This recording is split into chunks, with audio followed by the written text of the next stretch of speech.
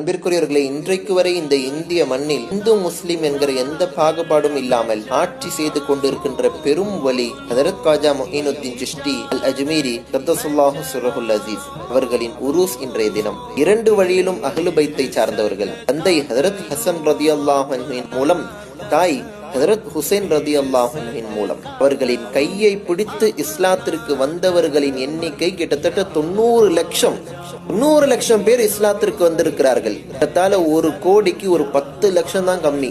குதுபுத்தீன் பக்தியாரி ரஹிமஹுல்லா சொல்வார்கள், நான் 20 வருடம் அவர்களோடு இருந்தேன்.